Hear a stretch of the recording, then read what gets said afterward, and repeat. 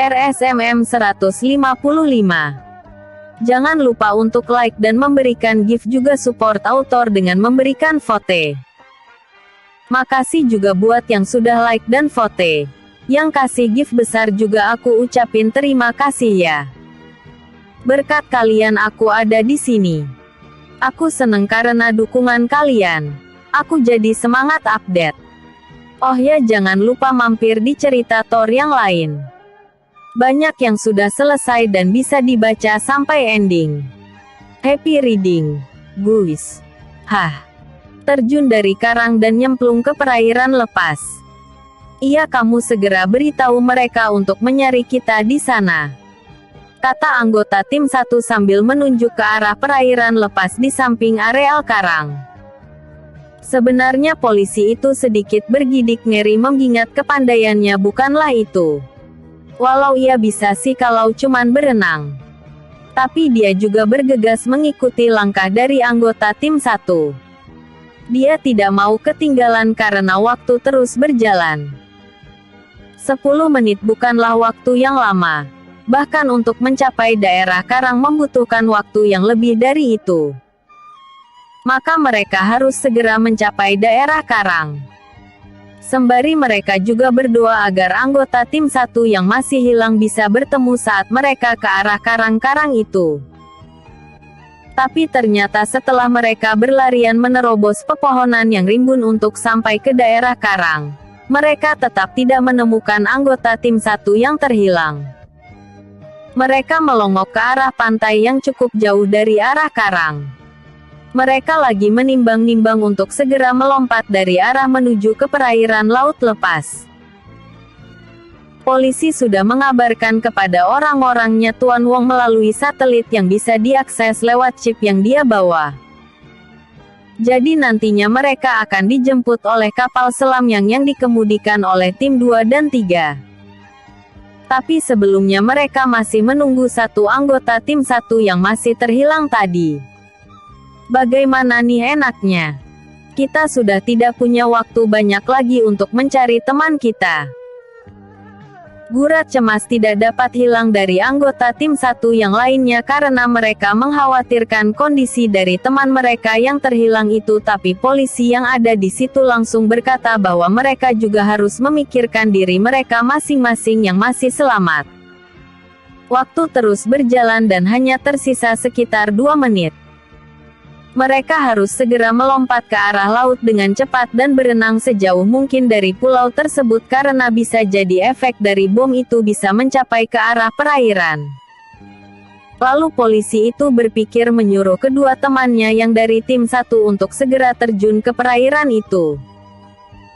Dan akhirnya kedua orang dari tim 1 yang selamat memutuskan untuk segera terjun ke laut lepas dan berenang sejauh mungkin dari pulau pribadi itu. Titik koordinat tempat bertemu mereka dengan kapal selam adalah dekat kapal milik Tuan Wong yang turut serta dalam penyusupan dari jauh. Tapi entah bagaimana mereka bisa mencapainya. Mereka pun tidak tahu. Yang penting mereka bisa menjauh dulu dari pulau yang bakal meledak. Mereka segera terjun satu persatu menuju ke perairan laut lepas yang segera berenang sebisa mereka untuk menjauhi pulau pribadi akan segera hancur oleh bom yang dipasang oleh pasukan-pasukan tim 1 tadi. Karena kedua orang dari tim 1 itu merupakan anggota dari pasukan katak, jadi sudah jelas memang mahir dalam berenang dan menyelam. Jadi mereka lebih unggul di dalam perairan laut lepas ini daripada polisi sang penembak jitu. Di kedua orang dari tim 1 itu memantau dan mengawasi polisi yang mengikuti kayuhan mereka dalam berenang di perairan laut lepas. Mereka juga takut kalau pak polisi itu tidak sanggup berenang lebih jauh maka mereka akan menolongnya dengan menarik tubuh polisi itu. Tapi apa yang menjadi kekhawatiran mereka rupanya tidak terjadi karena polisi itu cukup sigap dalam mengarungi laut lepas serta berenang sejauh mungkin dari pulau pribadi milik Hunter Death. Jarak yang harus ditempuh mereka cukup jauh sekitar 200-an meter dari bibir pantai. Dua orang yang memang merupakan pasukan katak yang sering berhubungan dengan air dan berenang tidak mengalami kesulitan yang berarti dalam melakukan hal itu, berbeda dengan Pak Polisi yang sehari-hari bekerjanya adalah sebagai penembak jitu. Kelelahan mulai tergambar dari raut wajah polisi itu. Lalu tiba-tiba mereka mendengar suara keras. Ternyata bom yang mereka tanam tadi meledak dengan begitu hebatnya. Sampai desingan angin dari pulau pribadi itu mendorong air lautan menjadi bergolak kencang, beserta batu-batuan karang dan pasir yang turut hancur terpental jauh, lalu jatuh menghujani di perairan yang sedang mereka arungi. Mereka seperti terseret dalam gelombang air tsunami yang kencang dan membuat tubuh mereka seperti masuk ke dalam blender. Tersedot air laut dan kemudian terhempas agak jauh dari tempat mereka berenang tadi. Bahkan tak sedikit batu-batuan yang terpental masuk ke dalam air itu mengenai tubuh mereka yang sekarang ada di dalam air laut yang mengganas. Walau memiliki kepandaian berenang yang mumpuni, berada di dalam gelombang dahsyat air laut yang terguncang akibat ledakan bom membuat mereka berdua kelimpungan juga. Belum lagi dihujani dengan batu-batuan dengan ukuran lumayan yang sesekali juga mengenai tubuh mereka, membuat tingkat kesulitan mereka dalam mengarungi lautan lepas jadi bertambah. Untungnya, berbekal dengan latihan tiap hari, mereka berhasil menjauh meninggalkan tempat jahanam yang membuat mereka merasakan jadi jus buah yang di blender. Tapi saat mereka muncul di perairan dengan jarak yang gak terlalu jauh, mereka melihat bahwa sang polisi tidak muncul bersama-sama dengan mereka. Pak Polisi itu bahkan seperti hanyut entah kemana. Mereka menoleh ke kanan dan ke kiri, berusaha mencari mungkin Pak Polisi itu mengapung di sekitaran mereka. Tapi nihil. Mereka tidak mendapati apapun. Kedua orang dari tim 1 berusaha mencari jalan untuk bisa mencari polisi yang ikut dalam pelarian ini. Mereka menyelam kembali. Takut polisi itu tertimpa batu atau terjepit karang. Tapi mereka tidak melihat apapun sampai nafasnya sesak dan balik lagi ke atas. Mereka cemas melihat teman yang sudah menolong mereka tadi tak kelihatan batang hidungnya. Mereka mencoba menyelam kembali dan dengan mata terbuka mereka berusaha mencari-cari wujud tubuh dari Pak Polisi yang kemungkinan masih ada di dalam air. Sehingga mereka mencoba berteriak siapa tahu mereka akan mendapatkan sesuatu itu dan mendengar sesuatu.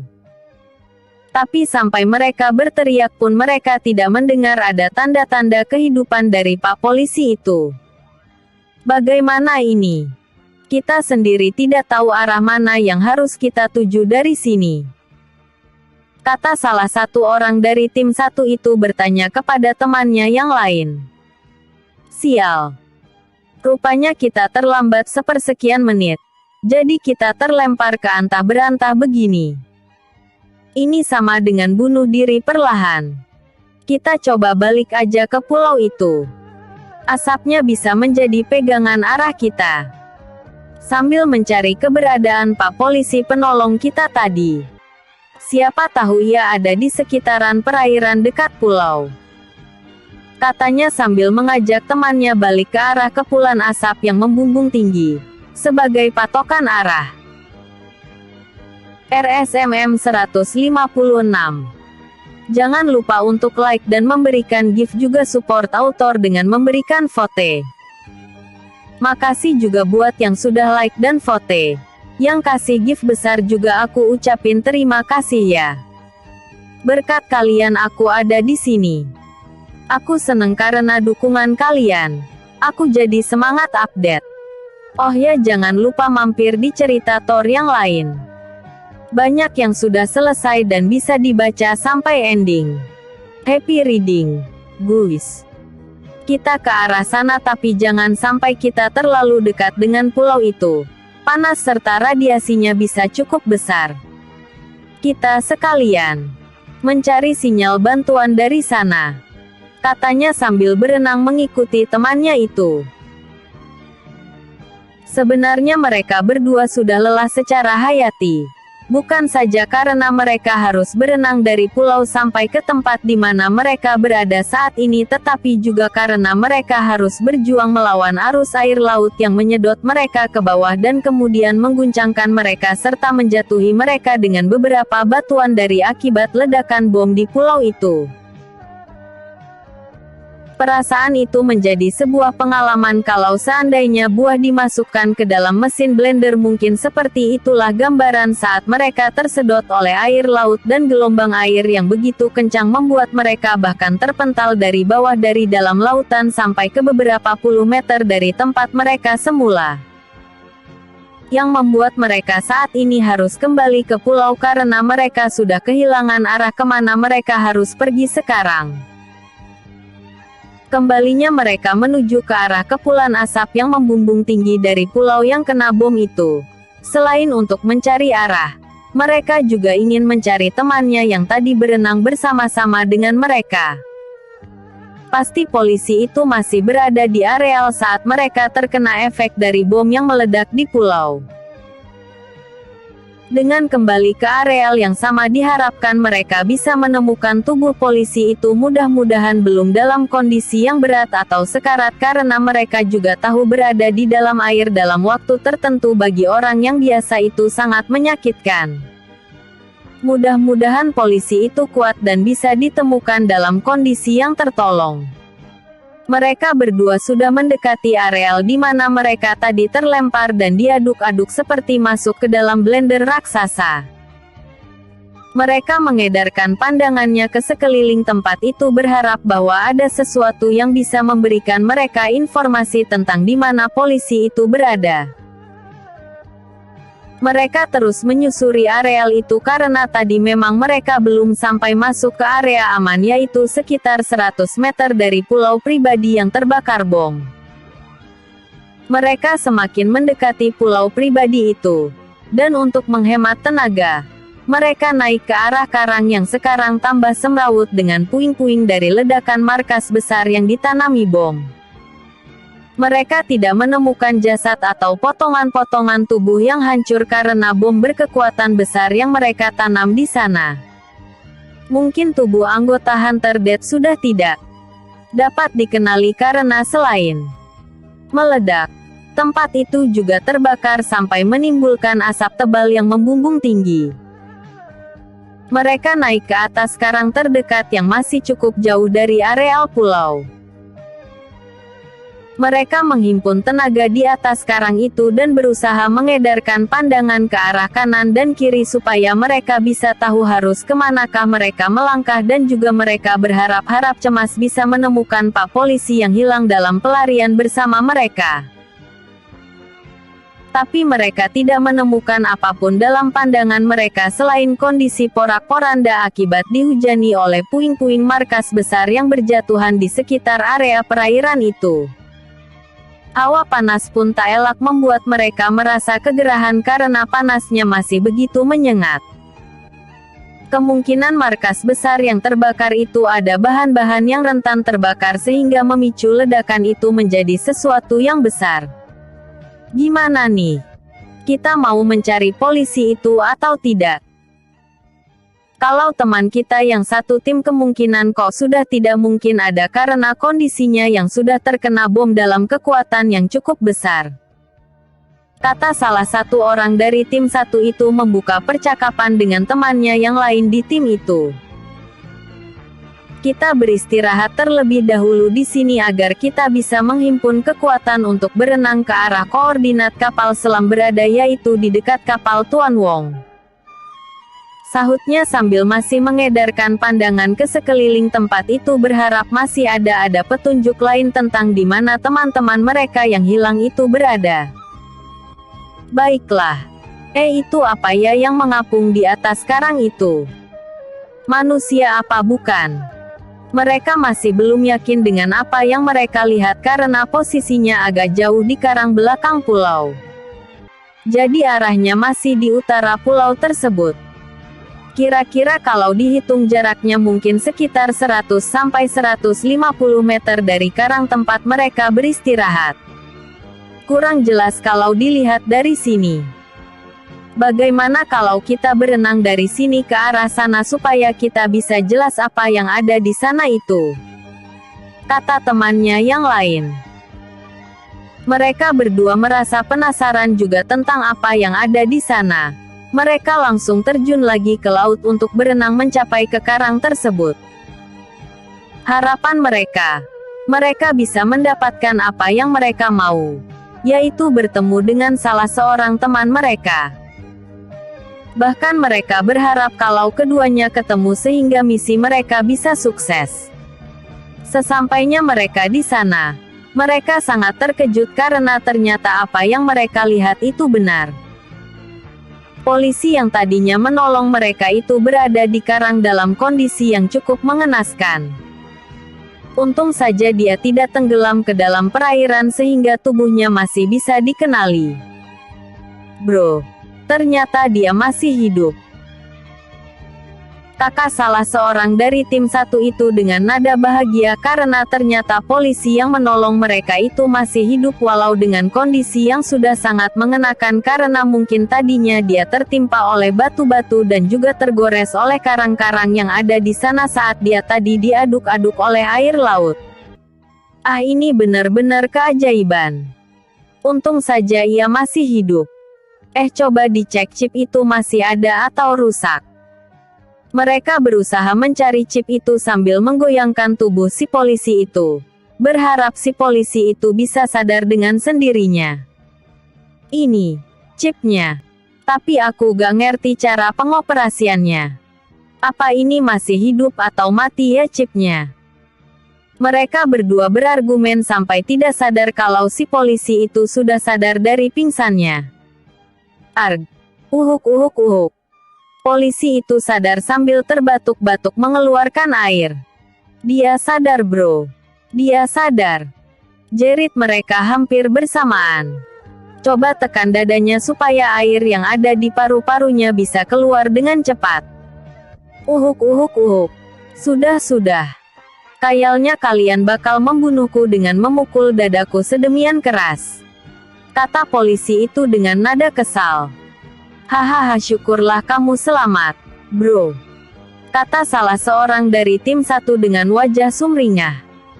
Sekarang PR-nya tinggal bagaimana kita bisa balik dari pulau laknat ini. Apa chipmu masih bekerja? Tanya salah seorang dari tim satu sambil mengacungkan chip yang masih ia pegang. RSMM 157. Masih happy reading, guys. Sekarang PR-nya tinggal bagaimana kita bisa balik dari pulau laknat ini. Apa chipmu masih bekerja? Tanya salah seorang dari tim satu sambil mengacungkan chip yang masih ia pegang. Masih dengan langkah benar-benar perlahan polisi itu meraih chip yang diajukan kepadanya. Polisi itu mengotak-atik barang itu sebentar lalu mencobanya lagi. Ternyata chip itu masih menyala dan bisa digunakan untuk mengirimkan pesan kode Morse kepada Tuan Wong dan anak buahnya. Sebenarnya kedua orang dari tim satu itu juga bisa dan memahami kode Morse, cuman memang dari awal mereka tidak tahu bagaimana cara mengoperasikan dan menyalakan chip itu. Bisa. Chip ini masih bisa digunakan. Aku baru saja mengirimkan sinyal untuk dijemput. Katanya masih dengan lemas namun sinar matanya begitu bergairah karena pada akhirnya mereka bertiga bisa pulang dengan selamat. Tentunya setiap misi ada yang dikorbankan dan mungkin pengorbanan mereka saat ini adalah kehilangan satu dari teman terbaik mereka di tim satu. Namun mereka patut bersyukur karena walaupun saat ini tubuh mereka sudah tidak berdaya dan lemas gara-gara terbentur oleh karang dan berdarah-darah akibat tertimpa bebatuan yang merupakan puing-puing dari markas besar Hunter Death, namun setidaknya mereka masih hidup. Apakah mereka sudah merespon balik kode Morse yang sudah kamu kirimkan tadi? Tanya mereka dengan pengharapan yang tinggi akan dijemput oleh rekan-rekannya dari tim 2, tim 3, dan juga dari anak buah Tuan Wong. Sudah. Mereka akan mengirimkan bala bantuan secepatnya. Akhirnya kita bertiga bisa pulang dengan selamat. Kata polisi itu dengan nada yang sedikit terharu. Dia juga sadar tadinya dia berada di ambang hidup dan mati. Dia juga bersyukur karena teman-temannya tadi bisa selamat walaupun ada seseorang yang masih belum bisa ditemukan. Ia percaya akan ada waktunya Tuan Wong dan juga pihak kepolisian serta Interpol akan turun ke pulau ini untuk mencari di balik puing-puing yang berserakan di pulau pribadi ini. Karena biasanya Interpol maupun kepolisian akan datang ke tempat kejadian perkara kembali untuk menyisir dan mencari barang bukti. Sekalipun sejujurnya mereka juga tidak yakin dengan menemukan barang bukti di pulau pribadi itu karena seperti yang diketahui bom benar-benar sudah meluluhlantakkan seluruh bagian dari pulau, bahkan markas besar yang tampak gagah sebetulnya hancur tak berbentuk seperti kayu yang terbakar. Hangus, hancur mengenaskan. Yah. Dan sayangnya kita kehilangan salah seorang teman kita yang meninggal di pulau pribadi itu tanpa kita bisa menemukan jasadnya. Kira-kira menurut kalian apakah dia bisa selamat? Karena aku merasa bahwa ada kemungkinan dia bisa selamat. Selain karena posisinya yang berada di utara pulau dan sebenarnya agak jauh dari markas. Apalagi setelah dia memasang bom, kemungkinan dia masih punya waktu untuk lari menjauh dari titik ledak bom. Walau mungkin dia tidak bisa mencapai bibir pantai, paling tidak dia bisa lompat dari karang seperti yang kita lakukan tadi. Kata salah seorang dari tim 1 memberikan asumsi dan pemikirannya karena sejujurnya dia juga tidak rela kalau sampai temannya yang dari tim 1 itu meninggal di sana tanpa bisa mereka temukan jasadnya. Mereka bertiga hanya bisa menunduk dalam lamunan mereka masing-masing. Setelah kejadian menegangkan dan penuh dengan perjuangan yang baru saja mereka alami, membuat mereka sadar bahwa hidup sangatlah berharga. Sambil menunggu kedatangan kapal yang akan menolong mereka, mereka mengedarkan pandangannya ke seluruh tempat itu. Sebenarnya pulau pribadi ini sangat kecil tapi cantik dan indah. Karena banyaknya karang-karang yang bertebaran di sisi kanan dan kiri memutari pulau ini, jadi kesannya seperti pulau ini agak lebar. Bahkan mereka saat ini berada di karang-karang bagian utara yang mengitari pulau pribadi milik Hunter Death. Tiba-tiba dalam penantian mereka itu, yang lebih tepatnya polisi itu melihat adanya sesuatu benda yang terlihat mengapung di perairan sekarang dan terkena deburan ombak yang membawa sesuatu itu menabrak ke arah karang berulang-ulang kali. Dia memicingkan mata untuk memastikan sebenarnya benda apa yang terjatuh ke perairan itu yang terhantam deburan ombak menuju ke karang. Kalian lihat itu. Warna dan bentuknya seperti baju kalian ya. Apa itu jangan-jangan jasad teman kita yang kita cari-cari? Kemungkinan besar dia juga masih hidup. Bisa jadikan. Kata polisi itu dengan nada antusias, bahkan tubuhnya yang tadinya lemas karena sempat pingsan dan kemasukan air yang cukup banyak di paru-paru, menjadi bersemangat lagi. Kedua temannya pun sama seperti dirinya. Mereka sangat antusias bisa menemukan tubuh dari temannya itu. Bagi mereka tidak apalah kalau misalkan temannya itu sampai tidak selamat, paling tidak mereka membawa jasad temannya itu sehingga bisa dikuburkan dengan layak di tempat yang terhormat. Tapi jarak dari karang sini ke situ cukup lumayan. Selain itu kita juga mempertimbangkan arus air laut yang begitu kencang. Kalian bisa lihat kan debu obatnya aja tinggi banget. Kita punya dua option sekarang. Kita tunggu mereka yang akan menolong kita datang kemudian juga menyelamatkan teman kita di sana, atau kau salah satu dari kita berenang sampai ke sana untuk menolong teman kita itu. Bagaimana? Tanya salah satu orang dari tim 1.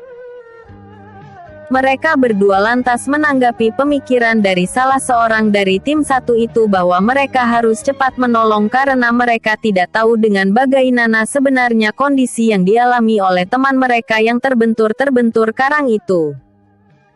Bisa jadi kondisinya semakin parah mengingat sekarang itu sangat tajam. Lihatlah Pak Polisi tadi saja mengalami luka-luka yang lumayan banyak karena terbentur karang. Lihat. Syukurlah karena bala bantuan sudah datang. Walau mereka hanya menggunakan kapal sekoci untuk menyelamatkan kita. Namun tetap saja itu bisa berfungsi untuk bisa menggapai ke lokasi tempat orang itu berada dan menyelamatkannya segera. Kata polisi itu dengan raut wajah yang gembira. Begitu pula dengan kedua anggota tim satu. Mereka juga turut berbahagia karena bisa selamat dan juga bisa menyelamatkan teman mereka yang sudah dikira mereka hilang dan meninggal di pulau pribadi Hunter Death. Tapi mereka kan belum tahu juga apakah teman mereka yang akan mereka tolong itu selamat atau tidak. Hei, kami di sini. Seru mereka bertiga dengan bersemangat sambil melambaikan tangannya kepada teman-teman mereka yang ada di tim 2 yang menjemput mereka sekarang. Mereka yang menjemput pun merasa bahagia karena bisa mendapati teman-teman mereka yang selamat. Kapal sekoci itu adalah bagian dari kapal Tuan Wong yang disuruh menyelamatkan teman-teman mereka. Sedangkan kapal selam yang dipakai oleh pasukan katak, tim-tim dari kepolisian, dan juga dari pihak Interpol langsung dibawa oleh beberapa orang untuk segera pergi dari tempat itu. Jadi sisa orang di tim 2 dan tim 3 ikut dengan kapal yang memantau pergerakan mereka dari jauh yaitu kapal pribadi milik Tuan Wong. TBC. Up kedua sehabis makan malam. Mudah-mudahan masih ada waktu. Episode sebelumnya. RSMM 156. Episode berikutnya. RSMM 158.